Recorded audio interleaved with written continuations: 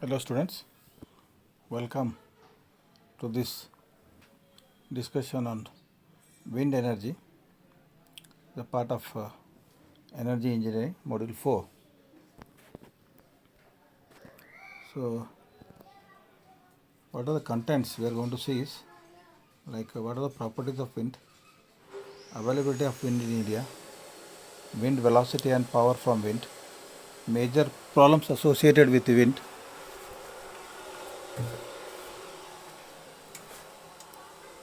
wind machines, uh, that is, like types of wind machines and their characteristics, horizontal and vertical axis windmills, coefficient of performance of a windmill. We'll see some 2-3 numericals on windmill.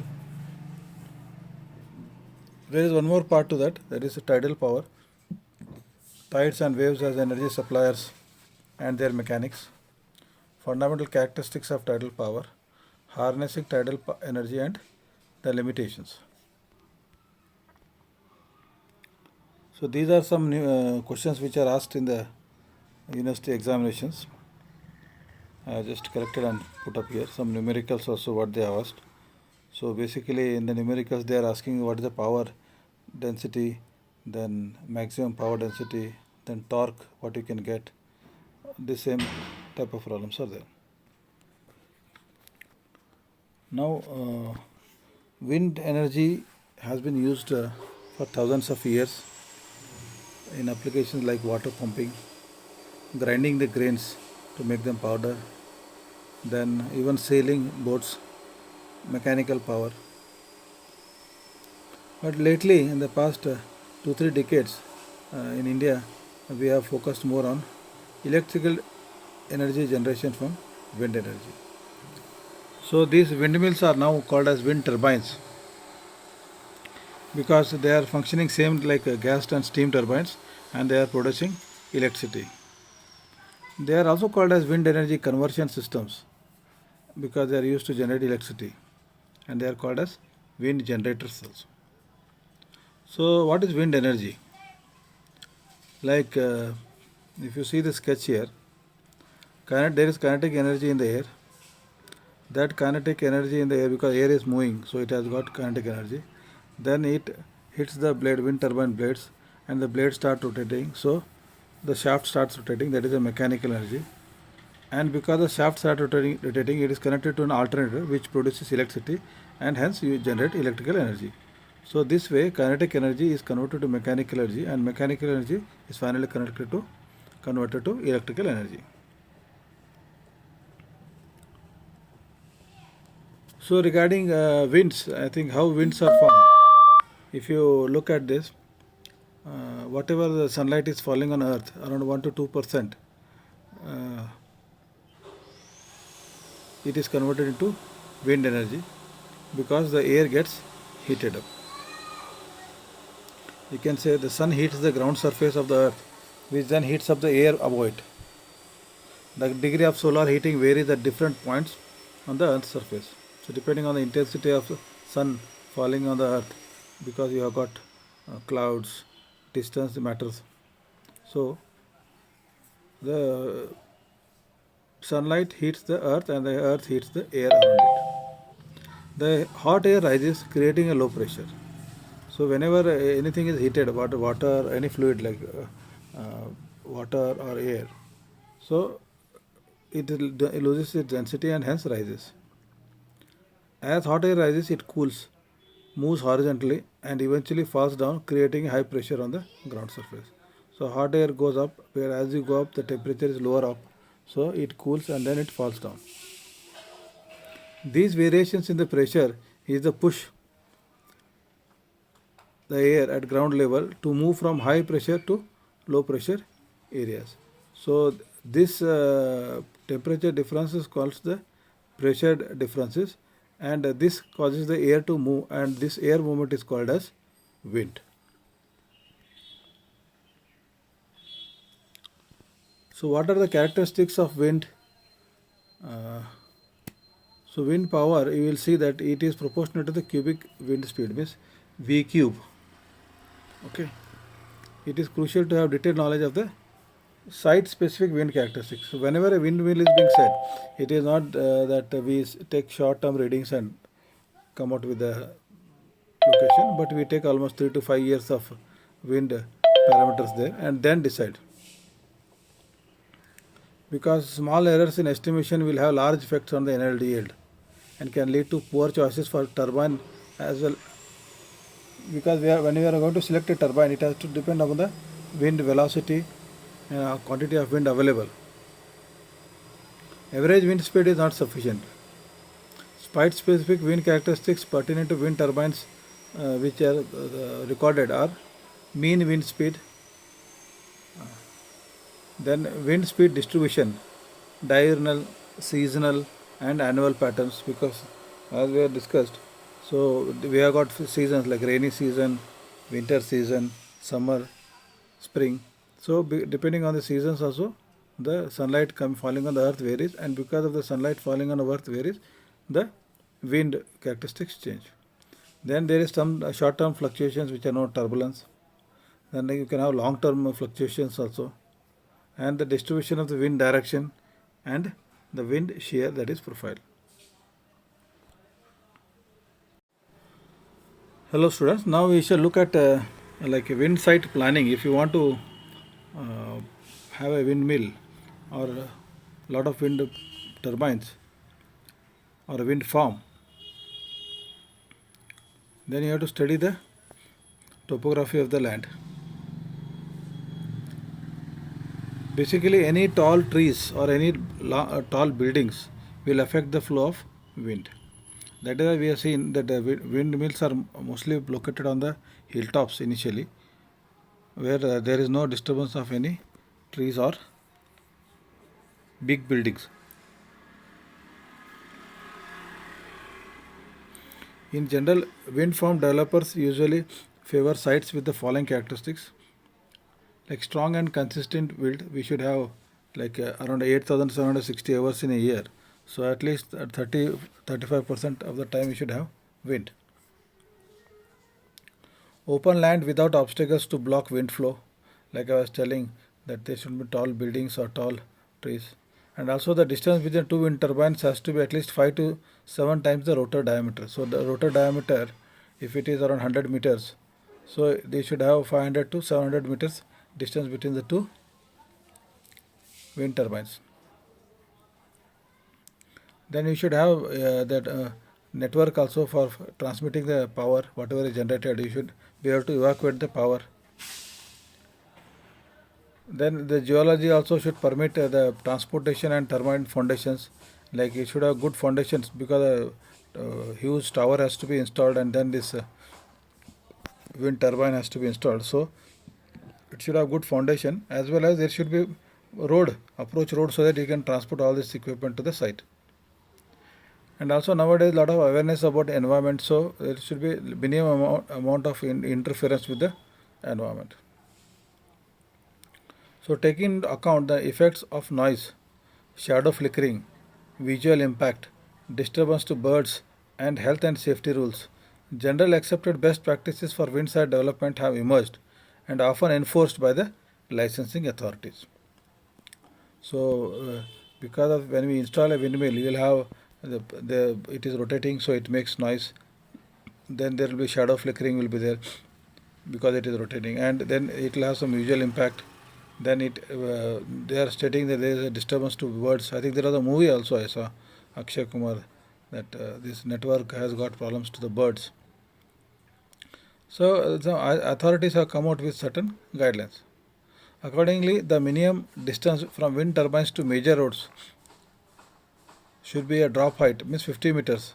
But if you put a wind turbine, so from there to the major road, it should be almost 50-meter distance. And power line also should be around 100 meters.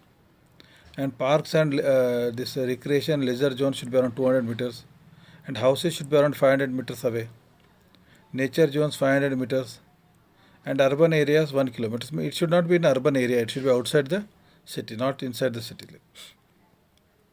Following these guidelines will in many cases significantly reduce the scope of environmental impact survey, saving time and money. So you can see that whatever you have discussed, it is shown graphically here. So urban settlement is there means 1 kilometer, say 1,000 meters away, you can have the wind turbine. Okay. Similarly, you got nature park or national park, so 200 meters away you should have. Even the main road should be 50 meters away. Power line should be almost 100 meters away, and even houses, individual houses should be 500 meters away. So these are the guidelines. So what are the considerations for selection of site for the wind energy conversion systems or installation of wind farms or wind turbines? So there is a device called anemometer. Anemometer measures the wind velocity, wind direction. So this data should be available, and for a long term data. Second is high annual average wind speed. So there is some speed at which the wind in which the wind turbine will start producing power. That is not cut-in speed. So you should have high annual average speed so that you can generate power for maximum amount of time. Then availability of the wind curve at the proposed site. Wind structure at the proposed site. Altitude of the proposed site. You should know the altitude also. Above sea level, MSL we call, mean sea level. Then terrain and aerodynamics. Then what is the local ecology? The distance to roads or railways. Nearness of site to local centers for users. Favorable land cost. Land cost should be cheap. If it is very expensive, then it will not be economically viable. And what is the nature of ground because of the foundation requirements. So this was about the selection, considerations for selection of the site. Hello student, now we shall look at the principle of working of a windmill. This is a horizontal axis windmill. So when the blowing wind strikes across the blades of the windmill, it exerts a force on them, due to which the blades of the windmill start rotating. When the air hits the windmill blades, the blades start rotating. So this in turn rotates the shaft of the turbine, and the shaft is connected to the alternator and it generates electricity. So the kinetic energy of the wind is converted into the mechanical energy of the turbine shaft. That is why it is called as wind turbine. So the parts are very simple. One is the tower, what is a huge tower is there. Okay. Then you have got the blades. These blades are connected together by a hub. Then inside you have got a gearbox. And this entire housing, that is called a nacelle, Nacelle. That it is bigger than a house, so that so many people you can go there and attend to any repairs. So the moving air spins the turbine blades. The blades are connected to a low speed shaft. So this wind turbines rotate at very low RPM, say 20, 30, 40, 50 bus, not more than that. Okay. So then this low speed is converted to high speed because inside there is a gearbox. Okay, almost like 1:100, what I am told. Now they go up to, if the shaft is rotated, if the wind turbine is rotating at 1 RPM, the inside the gearbox will make it rotate at 100 RPM. So 15 RPM it is rotating 1500 RPM. Okay.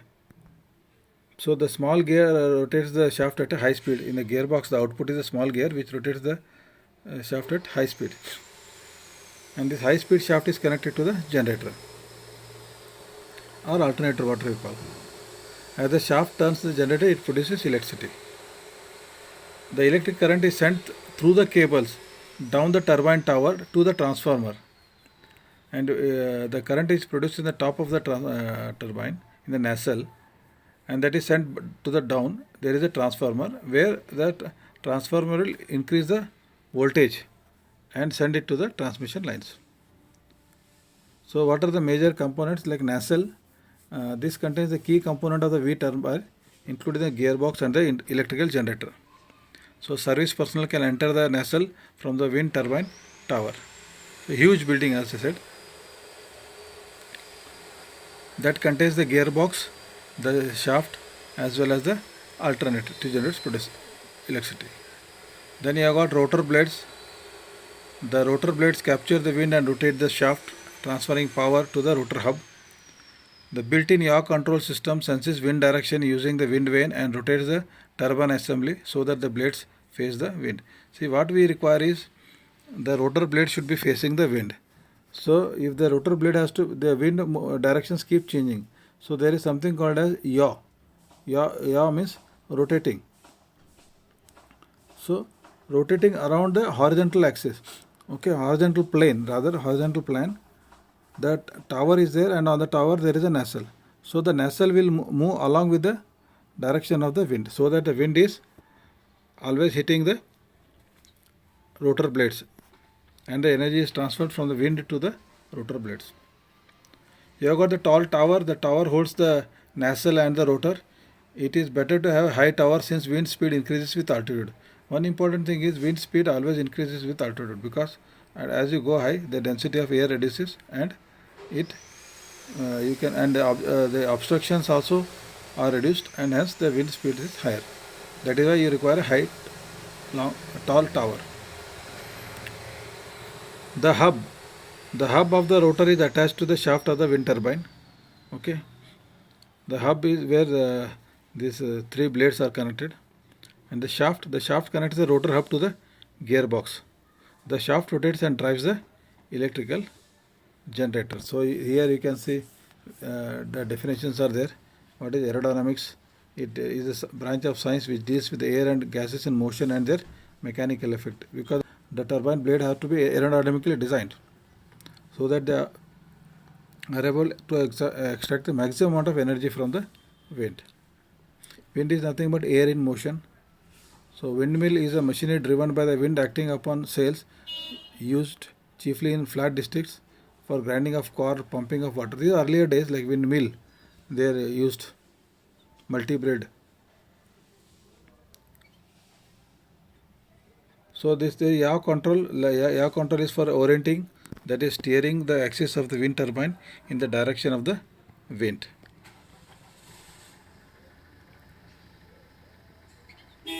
So some speeds are there. Startup speed, the speed at which the rotor blade assembly begins to rotate. Second is cut-in speed. So cut-in speed is the minimum wind speed at which the wind turbine will generate usable power. That should be almost in the range of 8 to 15 meters per second. Only when the wind is rotating at this speed, then the power is generated. If the wind is suppose 5 meters, 6 meters, then the windmill may rotate, but it is not generating power. Okay, that is called cut-in speed. Then rated speed. Rated speed means the design speed at which the maximum, the minimum wind speed at which the wind turbine will generate the rated power. So suppose there is 2 megawatt of power, wind turbine. 2 megawatt is 2000 kilowatt. So the rated speed is the minimum speed of the wind, and which the wind turbine will generate that rated power. It is able to generate 2000 kilowatt.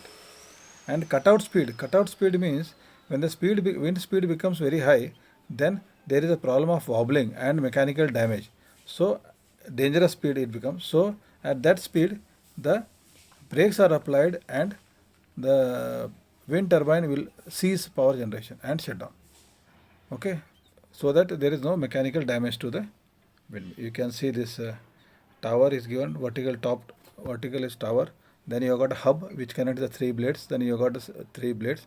Then you can see the pitch control of the blades.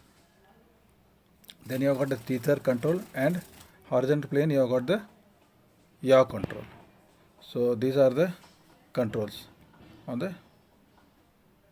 How does it work? Wind blowing on the angled blades creates pressure difference across the blade sections, resulting in a turning force. So the wind which is blowing on the blades, these are aerodynamic blades, creates a pressure difference, like your aeroplane blades, no? So there is a pressure difference. So because of this, there is a turning force. The turning force of the rotor will turn the shaft, gearbox and generator, which are all connected. So the gearbox increases the rotational speed, enabling the generator to produce electricity. Because the windmill is very big, the turbine is big, so it rotates at very low RPM. But to increase the RPM, we have got a gearbox.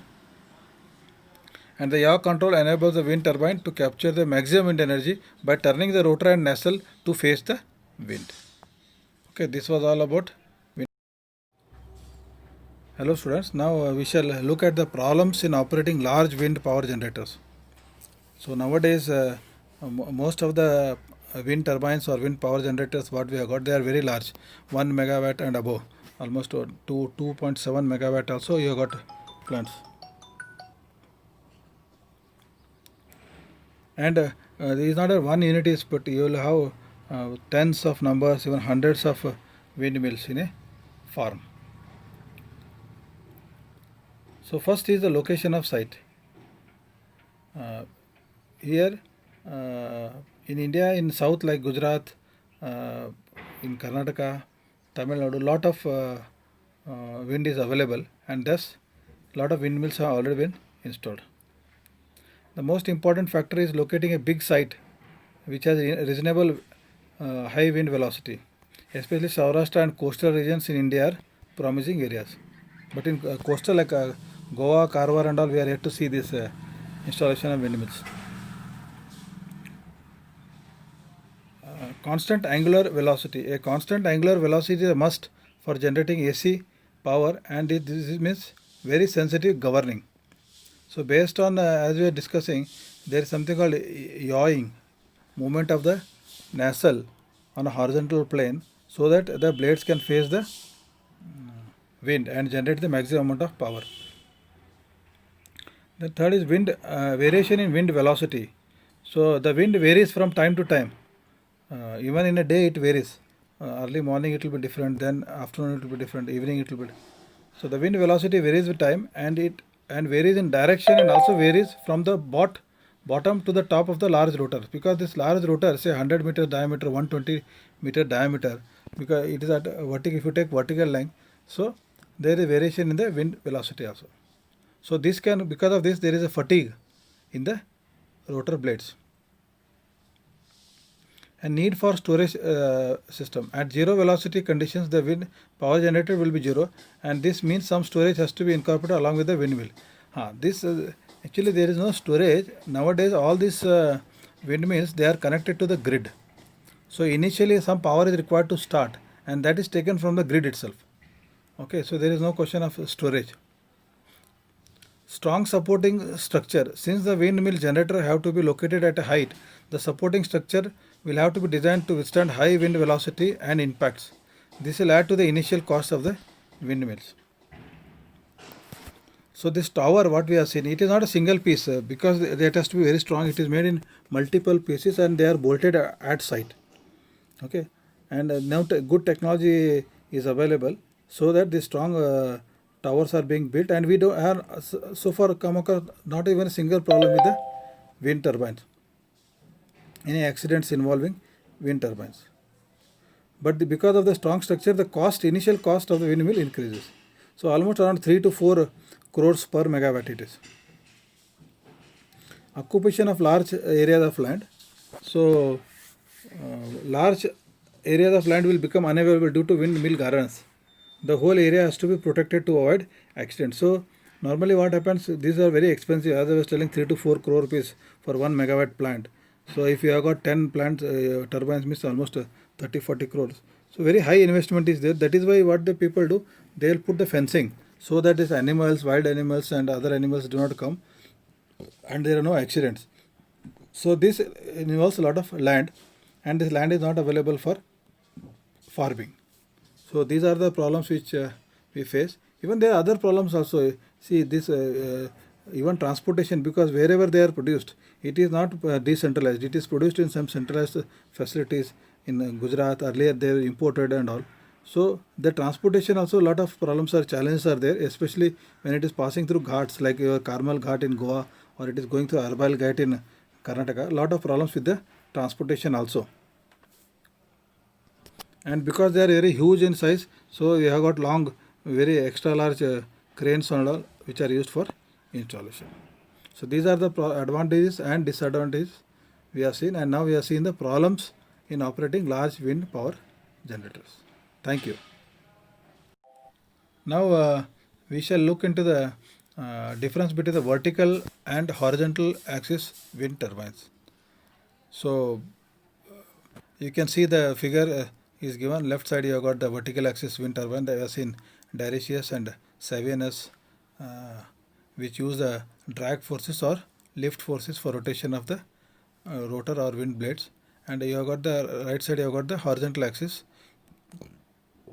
You can have single blade, 2-3 blades, or even multi blade horizontal axis wind turbine. So let us look at the vertical axis wind turbine. The rotor is perpendicular to the wind direction. Okay, the rotor is perpendicular to earth like, and thus it is perpendicular to the wind direction.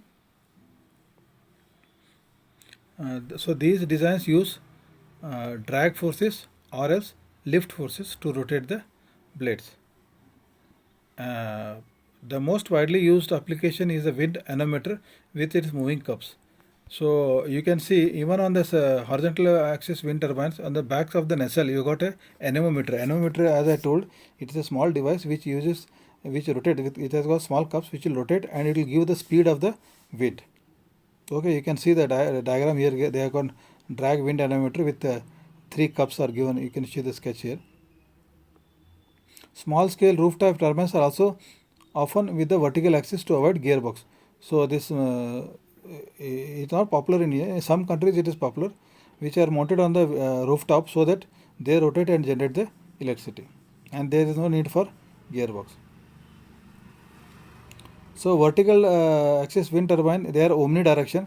So wind can come from any direction. So there is no yaw control is not required for this. They can be easily mounted on the ground level. So here the tower is not needed. In horizontal axis wind turbine, we have seen long, big, tall towers are used. But here tall towers are not required. You can mount it at the ground level itself. The rotation speed is also low. Hence no gearbox is required, and there is noise also generated is very less. Generally near the ground with low wind speeds. So with low wind speeds also it will work, and it is located at the near the ground level also. But they have problems with self-starting, and the efficiency, if you look at the drag devices capture only 15% of the energy, that is that 7S turbine, second one, only 50% efficiency. Whatever wind energy is there, only 15% can of the wind energy is converted into electrical energy. Whereas the Daricius type, which uses the lift forces, this converts almost 40% of the wind energy into electrical energy. But as of today, no large scale commercial application we have seen. But this horizontal axis wind turbines, the rotor is parallel to the wind direction. Okay, the shaft of the rotor is parallel to the wind direction. The device uses lift forces rather than drag forces. So here also they use lift forces like Daricius turbine. Horizontal axis is the most common design for turbines and is also the design for traditional windmills. Traditionally, whatever commercial windmills you have seen, they are mostly horizontal axis wind turbines only. So they are for electrical generation, mostly 3 blades are used. So the efficiency can go up to as high as 50%. So because see here and earlier also we have seen Daricius, which is using the lift forces, it is almost producing 40% energy, of the energy, and here in horizontal axis wind turbine also they have got almost 50%. See, the maximum limit of the energy which can be converted is called as Betz limit, BETZ limit, and the limit is 59%. So only 59% of the energy from the wind can be converted into electrical energy, because the wind has to move further, na? And thus that limit is known as Betz limit, and this 50% is a good efficiency. And this I got lower cut-in speeds than vertical turbine. Lower cut-in speed. So again, I'll recollect. Cut-in speed means the minimum speed at which the wind turbine starts rotating and produces electricity. That speed is known as cut-in speed. Okay. So this was the difference between vertical and horizontal axis wind turbines. So now we shall look at the upwind and downwind. Like now you can see the two sketches here, left side and right side. Left side is the upwind one and right side is the downwind. Very clearly it is given. You can see the rotor and you can see the nacelle. If the wind is hitting the blade from the front, then it is called as upwind. Okay, and if the wind is hitting the rotor from the reverse backside, then it is known as the downwind. Okay. So upwind devices have the rotors facing the wind. Upwind devices are having the rotor, that is, it is having the fan blades which are facing the wind. And the downwind is downwind devices have the rotor on the back side, actually lee side here written. So upwind turbines avoids the wind shade that the lower causes fewer fluctuations in the power output. So here the fluctuation of power output is not much in the upwind. Required a rigid hub which has to be away from the tower. Otherwise, if the blades are bonding so far, they will hit the tower. So here the hub is has to be very rigid, strong, and it should be away from the tower. This is the dominant design for most wind turbines in the megawatt range. Dominant means it is very popular. Basically, dominant means these upwind wind turbines are very popular, and in megawatt range means 1000 kilowatt and above is called megawatt. So one, as I was telling, nowadays you have got 2.5 megawatt power plants also, wind turbine, single turbine. So they are very popular for large capacity wind turbine. That is the idea. So downwind may be built without a yaw mechanism if the nacelle has a streamlined body that makes it to flow the wind. So here, when in the downwind it is coming from the back, so wind has to pass through the nacelle and come. So the nacelle has to be designed in a streamlined body, so it doesn't resist the wind flow. Rotor can be more flexible blades than bent at high speeds, taking load off the tower, allows for a lower build. See, in the upwind we had a very strong tower is required, but here lightweight tower is required because the blades can be slightly flexible and they can bend at higher speeds. But here in the upwind, the blades will not bend. So the hub and the tower has to be very rigid. So you can see the two designs, upwind turbine as well as the downwind turbine. And nowadays, as most of the power plants, wind turbines, whatever new installations are there, they are almost in a megawatt range only. So 2 megawatt and beyond, 2.2, 2.5. So upwind are very popular. Thank you. Hello students. Now we shall look at the types of wind turbines. So basically there are two types of wind turbines which are successfully operated so far. One is horizontal shaft wind turbine, that is normally what you see nowadays, and the second one is a vertical shaft wind turbine. So the horizontal shaft wind turbine, the wind flow is created as an effect of solar energy, which creates low and high pressure regions on the earth due to uneven heating. This wind is used to run a windmill, which in turn drives the generator to produce the electricity. So you can see in this figure, horizontal axis windmill is given. So the supporting structure, what is given, control building and supporting structure, is a tall building, it is a tall structure, and that on the top there is a nacelle in which the gearbox and generator is located, nacelle, and you have got a shaft. On the shaft the hub is connected, and to the hub the blades are connected. So the wind is hitting the blades and the rotor is rotating, hub is rotating, so shaft is rotating, gearbox is magnifying the RPM, and then because the generator is on the same shaft, it generates the output shaft of the gearbox, the electricity is generated. So the schematic arrangement you have seen in the sketch above. The various parts are the wind rotor, gearbox, electrical generator, supporting structure. So wind blades, they are also known as rotors, are attached to the hub which is connected to the shaft. So these blades have aerodynamic design. Then comes the gearbox. So the shaft of the gear hub acts as the input to the gearbox. The RPM of the shaft is increased to the ratio of 1:100 in the gearbox. So it is almost 1:90, it means 100 times the speed is rotated, increase. Say suppose it is 40 RPM, then it becomes 4000 RPM. The electrical generator, the shaft is further connected to generator shaft. The output of the gearbox, input to the gearbox is the hub, and the output of the gearbox you can see is connected to the generator. When the shaft rotates, the generator shaft rotates, producing electrical energy in the generator. Thus, mechanical energy is converted into electrical energy. Then you have got the supporting structure is designed to withstand the wind load, because they are located at a very high altitude, around 100 meters above. So they have to be designed well and constructed well so that they can withstand the load. Its type and height is related to the cost and transmission system interconnected. Horizontal axis wind turbines are mounted on towers so as to be above the level of turbulence and other ground related effects. As discussed, so they are located at high altitude so that there is no turbulence or any trouble because of high rise buildings or trees. So HAWT, horizontal axis wind turbine, they require a yaw control so that on the horizontal axis the nacelle can be moved so that the wind is facing the turbine blades. So the rotor is facing the wind. Then horizontal axis wind turbines are more common than vertical axis wind turbines, since they have better performance coefficient. So their performance is better.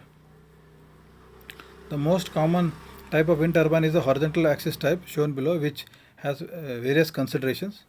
They are so called because the axis of rotation of the blades is in the horizontal position. So horizontal axis, because the shaft itself is on the horizontal, that is why it is known as horizontal axis wind turbine. So you can see different types of windmill with horizontal axis. One is single blade, double blade, three bladed is very common. What we are seeing, three bladed ones are very popular, and then multi bladed is there, and there is something called upwind and downwind. We will see this in the next discussion, what is upwind and downwind. Okay.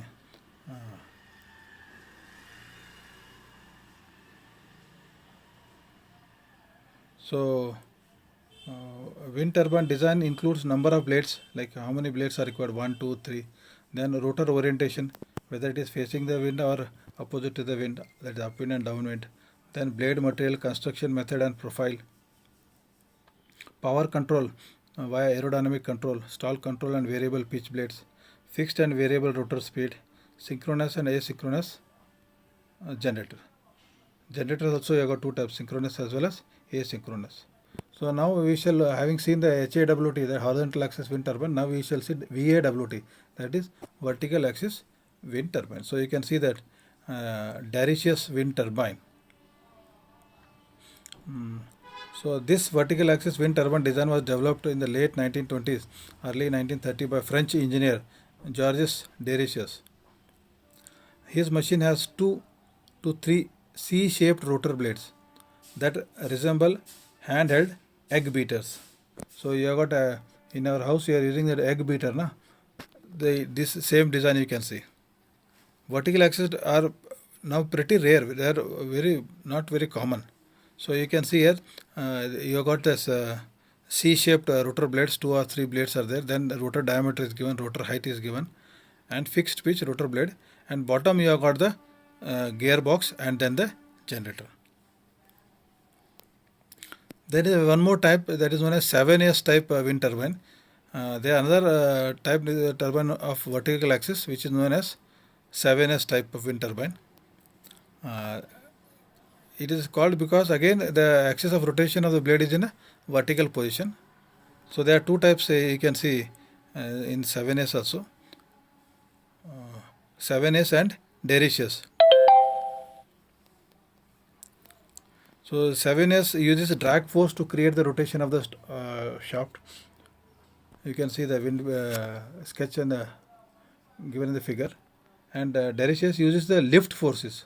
So one uses the drag forces, another uses the lift forces to create the rotation of the shaft. The only advantage is they can be there is no need for any fixing of any direction. Okay, they do not have to be faced in any particular direction with respect to the wind. These machines will work equally effective irrespective of the wind direction. So there is no like yaw control and all is not required. These types of machines, turbines, have not been exploited to great scale, but derivative machines could be used more in the future. So far, these are not very popular, but in future, uh, the research is going on, and these may become more commercially viable, and thus you will find a lot of installation of this derivative type of wind turbines. Hello, students. Now we shall look at the advantages and disadvantages of wind power. India of late has installed a lot of wind turbines for power generation, as it's a renewable source of energy, and one of the leading nations, I think, in the top 5 with the installed wind capacity. So I'd just like to tell, like every house what we have, so we consume almost 2 to 3 kilowatt of power. If it is not air conditioning house, normal house, so 2 to 3 kilowatt. But today you have got wind turbines. Each wind turbine almost generates 2 megawatt. 2 megawatt means 2000 kilowatt. That is as good as one turbine is able to cater to 1000 houses. Okay. So keeping this background in mind, now we can think what are the advantages. The wind is free, and with modern technology it can be captured efficiently. So wind is absolutely free, no cost of any fuel, no transportation cost, maintenance is very least, and it can be captured efficiently. You have got the aerodynamic wind turbines. Once the wind turbine is built, the energy it produces does not cause greenhouse gases or other pollutants. So absolutely it is eco-friendly, no pollution like in diesel power plant, coal power plant. You have got the gases, carbon dioxide and other gases going, but here no pollutants. Although wind turbines can be very tall, each one takes very small plot of land. This means that the land below can still be used. This is especially the case in agriculture areas, as farming can still continue. So the land required for installing the tower especially is very less, maybe around 20 feet by 20 feet only. Okay, not more than that. And the nearby area, land can be used for agriculture purpose. Whereas you take a coal power plant, huge amount of land is required for incoming coal, for the power plant and the dust, fly ash and all. Many people find wind farms as an interesting feature of the landscape. Remote areas that are not connected to the electrical power grid can use wind turbines to produce their own supply. See, one thing is this grid supply power is there in most of the cities, towns and villages also. But there are some houses and some villages with less population where the grid connection, the cables are not gone, electrical power cables are not gone. There you can have decentralized wind turbines so that it generates there and it is consumed there itself. So this transmission and distribution losses are reduced.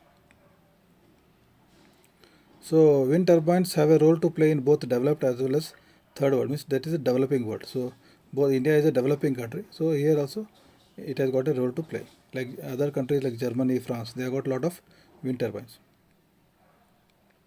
Wind turbines are available in a range of sizes. That means a vast range of people and businesses can use them. Single households to small towns and villages can make good use of the range of wind turbines available today. See, when if I look back at the wind turbine growth in India, earlier days you have got 200 kilowatt power plants initially, but today you have got almost 2 megawatt power plants. So 10 times the growth has happened, and the so 200 kilowatt means it can cater to 100 houses, and 2000 kilowatt means it can cater to almost 1000 houses. So one plant only it can cater to either hundreds of houses or thousands of houses. So they are available in various sizes now, and so it can be used by even small villages and even small towns.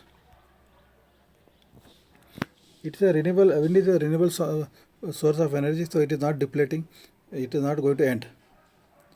It's a pollution free and does not cause any global warming, because other power plants like coal, thermal power plants, they cause global warming. They require very less space for installation.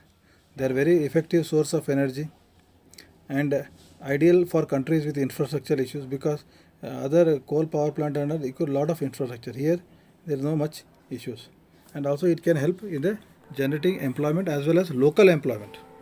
for the local people for maintenance. Now let us look at the disadvantages.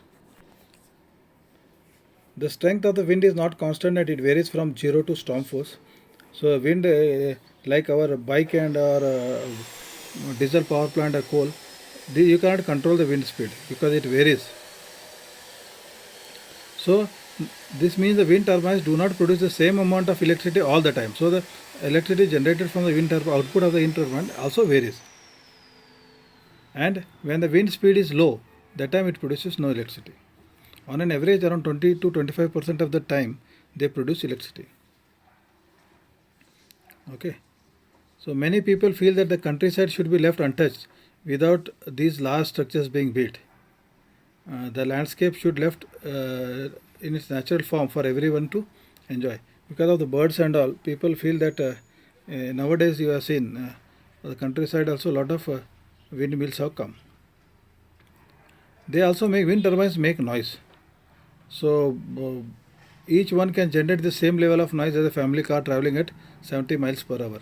So they definitely generate noise, and as we have seen in the earlier discussion, the wind turbines have to be located 500 meters away from the houses so that the sound does not come to the house. And they should also be away from the main roads, 50 meters away from the road, so that they don't cause problems to the road traffic also. And 1 kilometer away from the city. Many people see wind turbines, large wind turbines, as unsightly structures and not pleasant or interesting to look at. They disfigure the countryside and are generally ugly. Now, this is also subjective matter actually. Some people find it attractive, some people do not find it attractive. Wind turbines are being manufactured, some pollution is produced.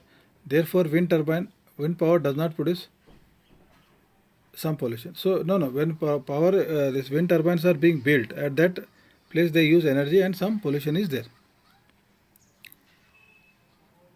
Large wind farms are needed to provide entire communities with enough electricity. For example, the largest single turbine available today, we can provide electricity for 475 homes when running at full capacity. This is not India actually. As I was telling, how many would be needed for a town of 1 lakh people? Like Karwar has got a population of 1 lakh. So depending on, as I told, almost 2 in Karnataka. See, India per capita electrical energy consumption is very low. Okay, so even one turbine can cater to 500 to 1000 houses also in our place. And because of the variation, it is not a reliable source of energy. I was telling it is only generating for 20 to 25% of the time. Whereas a coal power plant or diesel power plant, or hydel power plant, you can run it for 24/7. As long as you have got water or you have got that fuel. And storage is, of course, energy, whatever is produced has to be used, it cannot be stored. And it generates only temporary employment, only for maintenance. That maintenance is not a daily affair. It poses a threat to the wildlife, especially birds and bats. And also some people feel it interferes with the aesthetics, looks of the region. So these are the advantages as well as disadvantages of wind turbines.